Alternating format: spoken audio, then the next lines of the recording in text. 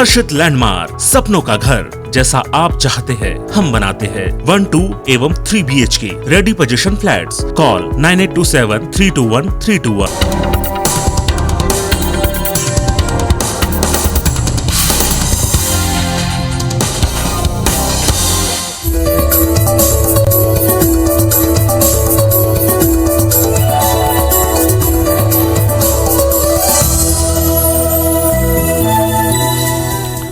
नमस्कार, मैं हूं प्रिंस त्रिपाठी और आप देख रहे हैं हमारा विशेष कार्यक्रम सितारे हमारे। आप सभी दर्शकों का इस कार्यक्रम में दोस्तों स्वागत।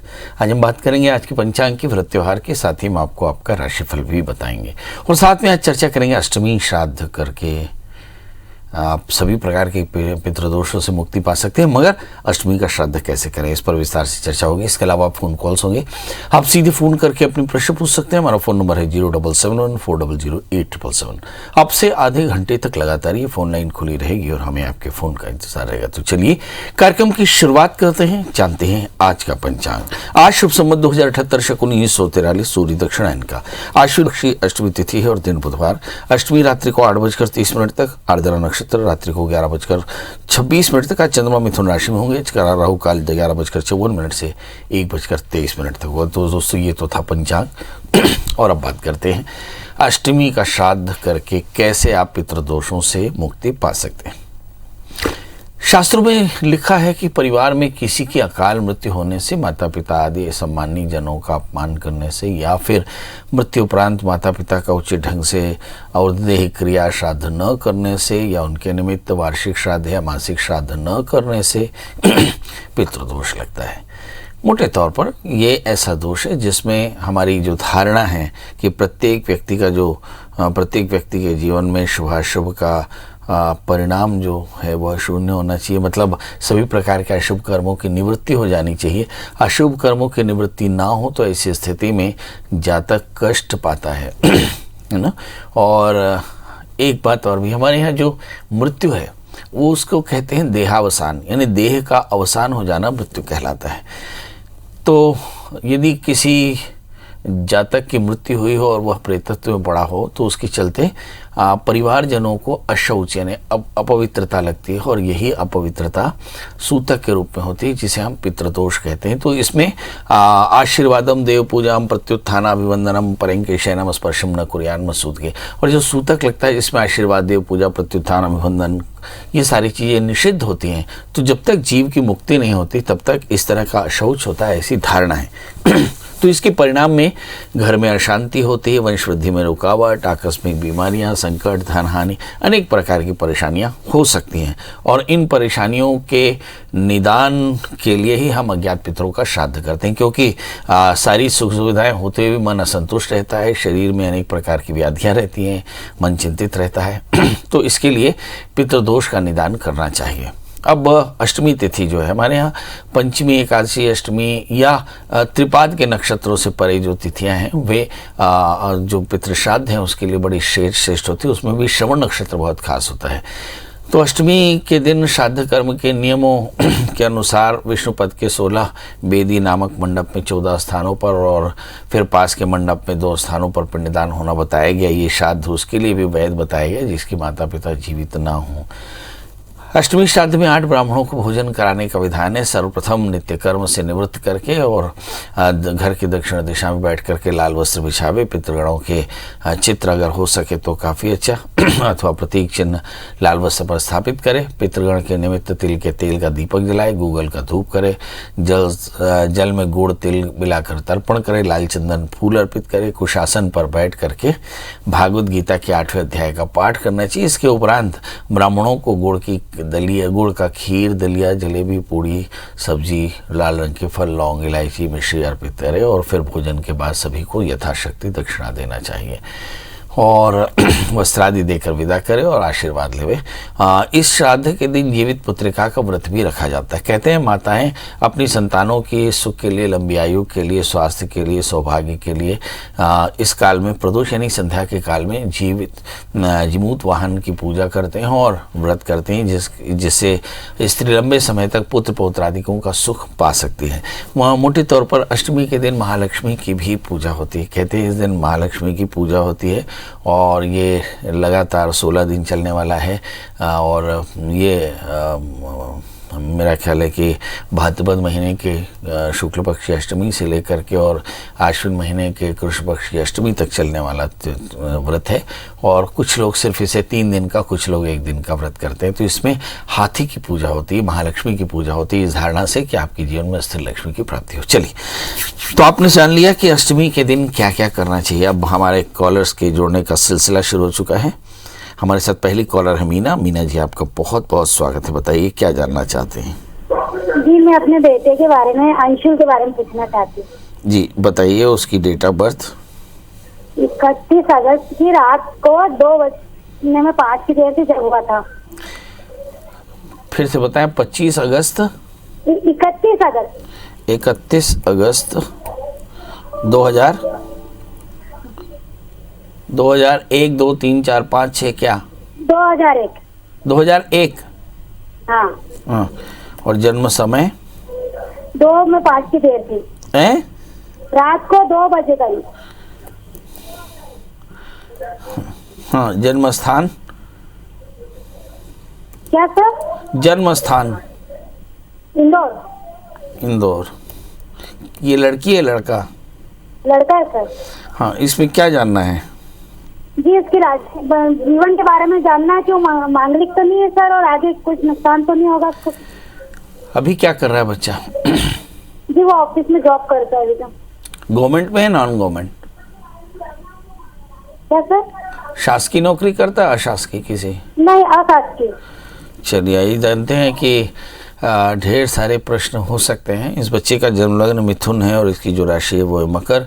लग्न में गुरु के साथ में राहु। आज हम चर्चा कर रहे थे कि एक गुरु दोष भी होता है, पितृ दोष भी होता है, चंद्र दोष भी होता है, मंगल दोष भी होता है। जब चंद्रमा मंगल के साथ आक्रांत हो तो ये चंद्र दोष होता है। जब बृहस्पति राहु से आक्रांत हो जाए तो गुरु दोष होता है। शनि राहु से आक्रांत हो जाए तो पितृ दोष होता है। सूर्य राहु से आक्रांत हो जाए तो ग्रहण दोष होता है। तो इस प्रकार जब कभी भी राहु सूर्य चंद्रमा बृहस्पति और शनि 4 ग्रहों को प्रभावित करते हैं या फिर नवमेश को कभी भी प्रभावित करते हैं तो इन स्थानों में दोष लगता है। ग्रहण दोष या पितृदोष या गुरु दोष या श्राप की तरह इसे देखा जाता है। इसका मतलब है कि इसकी चलती जातक के जीवन में काफ़ी संघर्ष होता है। आपके बेटे के साथ में ऐसे ही है।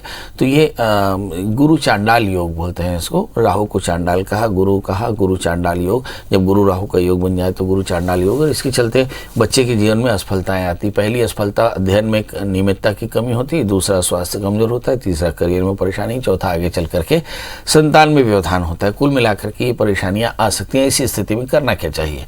तो फिर इसके लिए अज्ञात पितरों का श्राद्ध श्रवण नक्षत्र में किसी नदी के किनारे देवता के मंदिर में जाकर के मम कुलाभिवृद्धि ऐसा संकल्प करके पंचकलशों की स्थापना के साथ विधिवत अज्ञात पितरों का श्राद्ध करे। पराश विधि के द्वारा एकोदिष्ट श्राद्ध है ये। इसमें पूरे 48 पिंड श्राद्ध, सपिंडी श्राद्ध, पिंड मिलन श्राद्ध होते हैं। और फिर सर्प श्राद्ध करे, फिर उसके बाद देव श्राद्ध करे, भगवान रुद्र का अभिषेक करे तो इसका कल्याण होगा। इसके अलावा इसको एक 4 कैरेट का पन्ना, 4 कैरेट का जामुनिया पहनाए तो चीज़ें बेहतर होंगी। जहाँ तक सवाल इसके मैरिटल लाइफ का है, मंगल है, 7वें स्थान में मंगल है, लग्न में राहु है, तो निश्चित तौर पर थोड़ा सा विवाह विचार करके करें, बहुत जरूरी होगा। जी, हमारे साथ अगली कॉलर गौरी हैं। गौरी जी, आपका बहुत बहुत स्वागत। बताइए क्या जानना चाहते हैं? मैं अपने बेटी के बारे में जानना चाहती हूँ। बेटी या बेटा? बेटी। बेटी। डेट ऑफ बर्थ बता दें। 1994। और जन्म तारीख बता दें। 20 जुलाई। हैं? 20 जुलाई। 20-20? बेटी है बेटी। नहीं, 20 जुलाई या 30 जुलाई? 20 जुलाई। हाँ। जन्म समय? शाम के 6 बजे। और जन्म स्थान? बलौदा बाजार। जी, बताइए क्या जानना चाहती हैं? मैं उसके करियर के बारे में, नौकरी चाकरी के बारे में। शादी हो गई? नहीं हुई शादी उसके साथ। तो शादी नहीं करना है, मतलब करियर देखना है। हाँ। चलिए आइए देखते हैं। बड़ा प्रश्न है। हाँ, बच्चों का करियर ठीक हो जाए, शादी तो हो ही जाएगी। आइए देखते हैं, इस बच्चे का जन्म लग्न धनु है, राशि भी इसकी धनु है, इसके 11वें स्थान में गुरु राहु है। अभी हम जो चर्चा कर रहे थे, गुरु राहु, अगर गुरु राहु से आक्रांत हो जाए तो गुरु चांडाल दोष होता है। ऐसे राहु की पूर्ण दृष्टि 3रे स्थान, 9वें स्थान और 7वें स्थान में पड़ती है। इसका मतलब ये कि पढ़ाई लिखाई, करियर, शादी, संतान, ग्रोथ, इन सब में उसका असर पड़ता है। तो इसके लिए भी गुरु चांडाल योगों की शांति करानी चाहिए। मगर इस बच्ची को एक 4 कैरेट का माणिक, एक 4 कैरेट का टोपाज धारण कराएं। बच्ची से कहें कि रविवार का व्रत करे, आदित्य हृदय स्तोत्र का नित्य पाठ करे, पंजीरी का दान करे, तो इससे बहुत जल्दी इसका करियर काफ़ी अच्छा रहेगा। वैसे हम आपको बता दें, गुरु राहु 11वें स्थान में और शनि 3रे स्थान में है। सब कुछ के बावजूद भी इसका करियर बहुत शानदार रहेगा। नवंबर 2021 के बाद में जब सूर्य में राहु की अंतर्दशाएं समाप्त होंगी, तब इसका करियर काफ़ी अच्छा होगा। 1 वर्ष के भीतर इसका करियर बहुत शानदार हो जाएगा। जी, हमारे साथ अगले कॉलर हैं उपेंद्र। उपेंद्र जी, आपका बहुत बहुत स्वागत है। बताइए क्या जानना चाहते हैं? सर, मैं ये जानना चाह रहा था, मेरा बेटा का जन्म तिथि है 31 जनवरी 2016। समय भोर का था 3:30 बजे लगा। जन्म स्थान? सर, जन्म मतलब मेरा घर तो बलरामपुर में, लेकिन इसका जन्म हुआ था अंबिकापुर में, छत्तीसगढ़।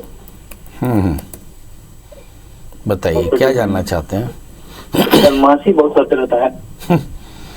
इसका क्या इस उम्र में आप बदमाशी करते थे? नहीं, वो तो करते हैं, लेकिन इसका जन्म कुंडली में कुछ और लिखा हुआ था, इसलिए मैं आपसे कुछ जानकारी लेना चाहता हूं। जन्म कुंडली में कुछ लिखा हो, पर बचपना तो सबका एक जैसा होता है।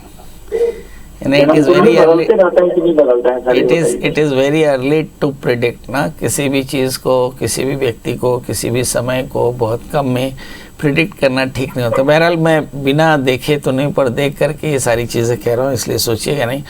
हाँ, अब चर्चा करते हैं कि बात मैंने क्यों कही। इस बच्चे का जन्म लग्न वृश्चिक है और इसकी जो राशि है वो वृषभ है। तृतीय शनि लग्न में है। तृतीय शनि लग्न में होने का मतलब होता है कि कहीं इस बच्चे के अंदर में एकाग्रता की कमी है, आलस्य थोड़ा सा ज़्यादा है, उच्छृंखलता ज़्यादा है, बात नहीं मानने की आदत है, गुस्सा ज़्यादा है। और 12वें स्थान में मंगल है, ये सोने पे सुहागा है, क्योंकि लग्नेश 12वें स्थान में, चोटें बहुत लगती हैं। ये बच्चा बहुत ज़्यादा स्पोर्टी नेचर का है। इसका दूसरा मतलब क्या हुआ कि यदि माँ बाप इसे डांटते हैं, मारते हैं, इसे जलील करते हैं या इसकी पिटाई करते हैं, तो ऐसी स्थिति में इस बच्चे के अंदर में एरोगेंस बढ़ सकता है। और शायद यही टैक्टिस आप लोग करते हैं, शायद इसके चलते इस बच्चे में एरोगेंस या जिद या चिड़चिड़ापन या गुस्सा थोड़ा सा ज़्यादा है और वो बहुत ज़्यादा रिएक्टिव हो गया है। बहरहाल, जब कभी भी तृतीय लग्न में हो तो ऐसे जातक को बहुत प्यार से रखना चाहिए। वो 12वां मंगल हो तो जाहिर है साल में एक बार तुला दान कराएं और इस बच्चे को स्पोर्ट्स में डाल के रखें। जब कभी मंगल लग्न तीसरे या 12वें या 6ठे 8वें बैठ जाए, तो जिसका मतलब होता है कि एक्सेस ऑफ एनर्जी, कहते हैं कि एनर्जी भागती है ना, एनर्जी मूव्स। तो ऐसी स्थिति में भागती हुई एनर्जी को कंट्रोल करने के लिए आपके पास में स्पोर्ट्स एकमात्र रास्ता है। अभी तो कम है, मगर जब एडल्ट एज आएगी तो शायद ही गुस्सा और ज़्यादा होगा और ये गुस्सा आपके लिए पैनिक भी हो सकता है। इसलिए don't try to teach him anger. उसको कोशिश करें कि गुस्सा बिल्कुल भी ना सिखाएं। गुस्सा सिखाएंगे तो गुस्सा आगे बढ़ेगा। इस गुस्से को डिजॉल्व कर सकते हैं प्यार से। आप बिल्कुल भी डांटना बंद कर दीजिए, क्योंकि बच्चा धीरे धीरे वहाँ पहुँच रहा है जहाँ पर एडल्ट होगा और कहीं उसने आपको गलती से गिल्टी मान लिया तो आपके लिए बहुत परेशानी होगी। बच्चे में गुस्सा बहुत है, इसलिए गुस्से को संभालिए। अब सवाल यह है कि मननात् रहती, गुस्सा एक मानसिक परेशानी है और इसके नियंत्रण के लिए हमें हनुमान चालीसा जैसे स्तोत्र या चालीसा का इस्तेमाल करना चाहिए।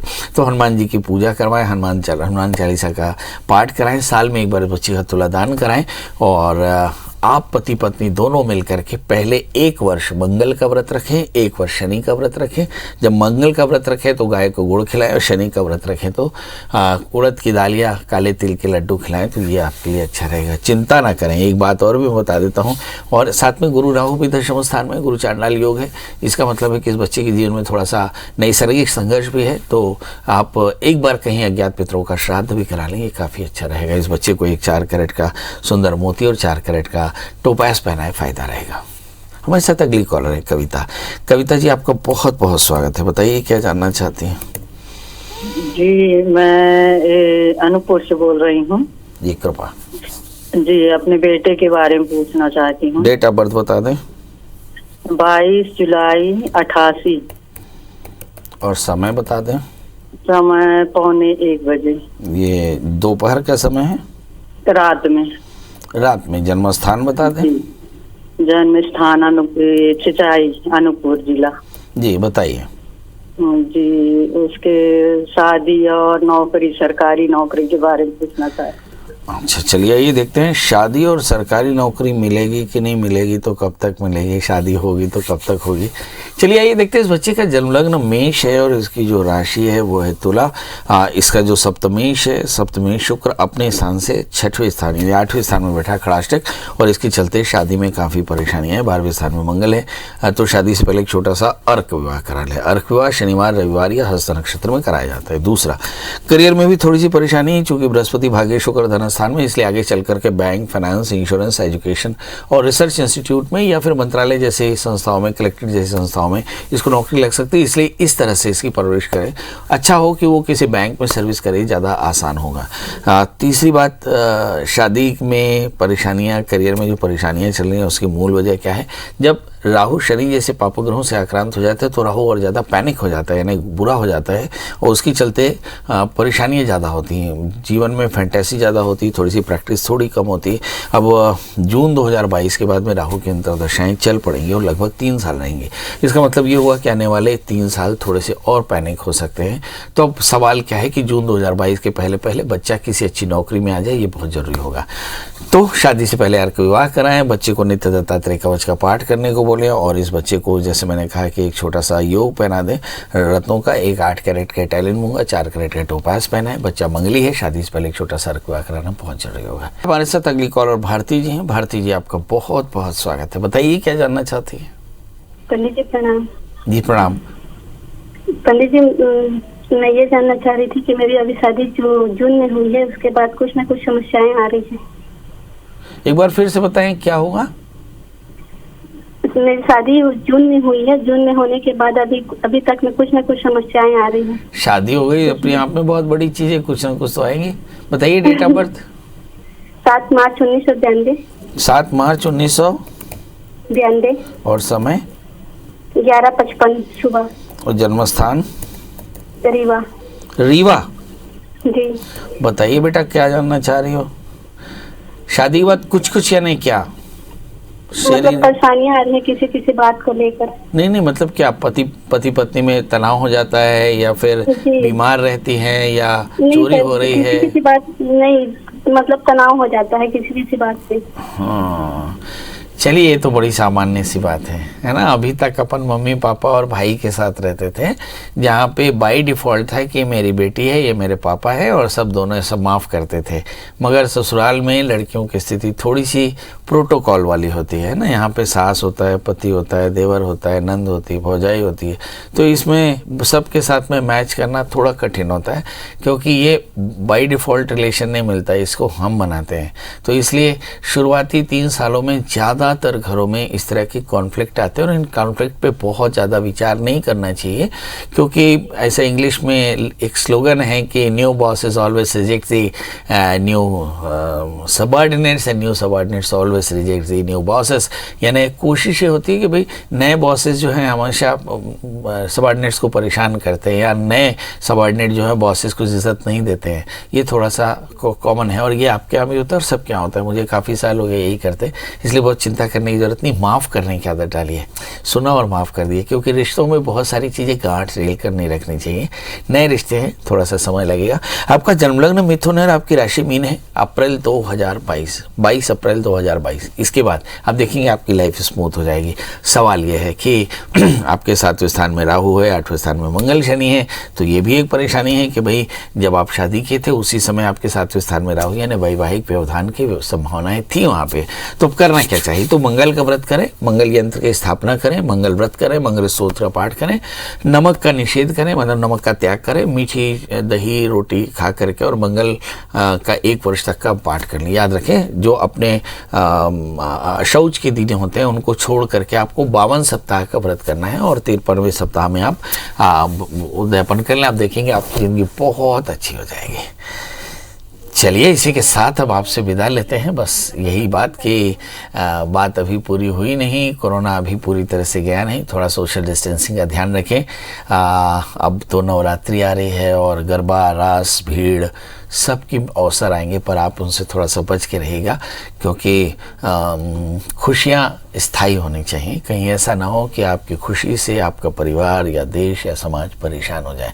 बहरहाल अपना ध्यान रखें, अपने अपनों का ध्यान रखें, और इस कार्यक्रम के बाद भी आपके मन में कोई प्रश्न हो तो गूगल में सर्च करें प्रिया सुरेंद्र त्रिपाठी, मिल जाए तो मुझे फ़ोन नंबर मिलने पर मुझे कॉल करें। 11 से रात 8 बजे तक आपके फ़ोन का इंतज़ार होता है। दोस्तों, कल फिर हाजिर होंगे किसी नए विषय के साथ, तब तक मुझे दी इजाज़त। नमस्कार।